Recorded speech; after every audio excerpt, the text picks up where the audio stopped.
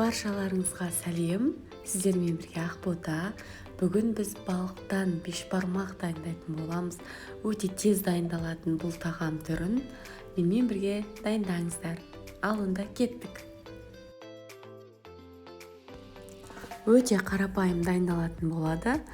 Мінекей балық көріп тұрғандарыңыздай, және қалауларыңызша сәбіз, картошка, тұздығына бір пияз жеткілікті.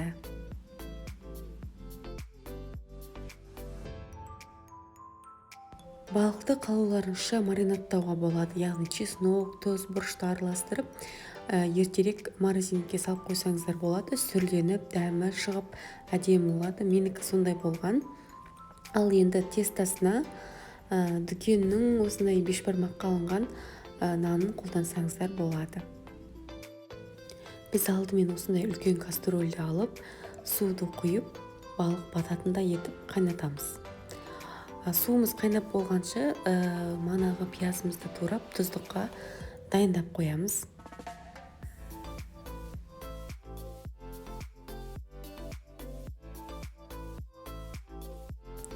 Суымыз осылай қайнағаннан кейін манағы ашылған сәбізімізді, картошкамызды салып, тұз, бұрыш, балыққа арналған қандай да бір дәмдеуіштер, лавр жапырағын салып, сорпаға дәм кіргізіп қоюларыңызға болады. Ішіндегі заттар осылай пісе береді. Сол кезде суымыз тарсылап қайнаған кезде мінекей балығымызды салатын боламыз. Балық осылай батып тұру керек.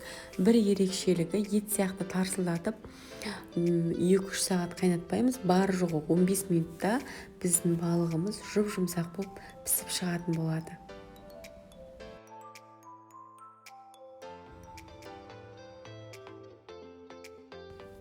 Неге қараңыздар, біздің балығымыз 15 минут өтті. Уже былқылдап, кәдімгідей үлбіреп пісіп жатыр. Кәдімгі сорпасына дәм кіргізіп. Біз сол уақытта манағы тұздығымызға кішкене сорпа құйып дайындап қоямыз.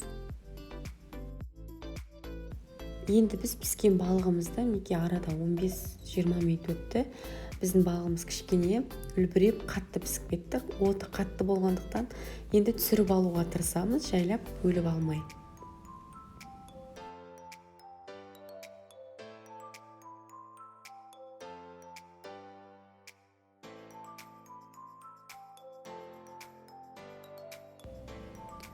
Менің сәбізім кішкене қаттылау екен, мен сорпада қалдыратын боламын. Ал картошкаларым жұмсақ екен, мен оны түсіріп аламын. Және нанын салмас бұрын, қамырын салмас бұрын сорпаны өз қалауларыңызша сүзіп алсаңыздар болады.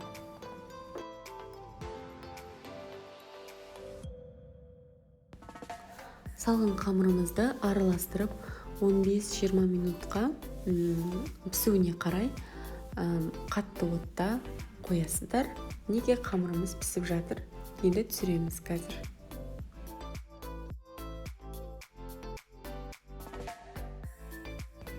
Қамырымызды түсіру сәті, мінекей біздің балықтан дайындалған бешбармағымыздың қамыры табағымызға түсіп жатыр.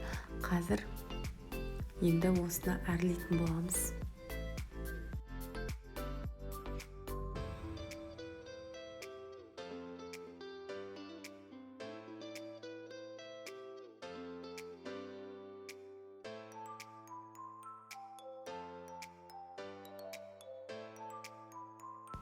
Жан жағына картошкасын қойып, тұздығын сеуіп, біз бешбармағымызды осылай әрлейміз.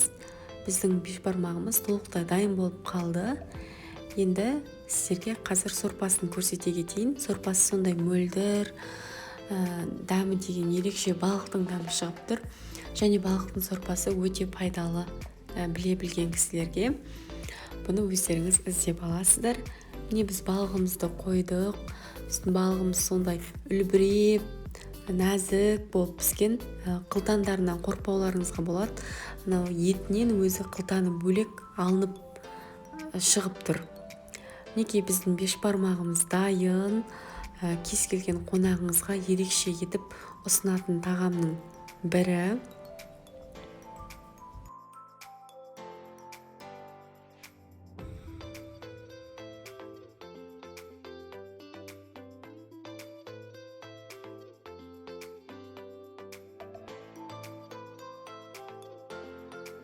Сіздер де үйлеріңізде осы тағамды дайындап көріңіздер, өте дәмді шығады. Сіздермен бірге болған Ақбота менің келесі рецепттерімді күтіңіздер, менімен бірге болыңыздар.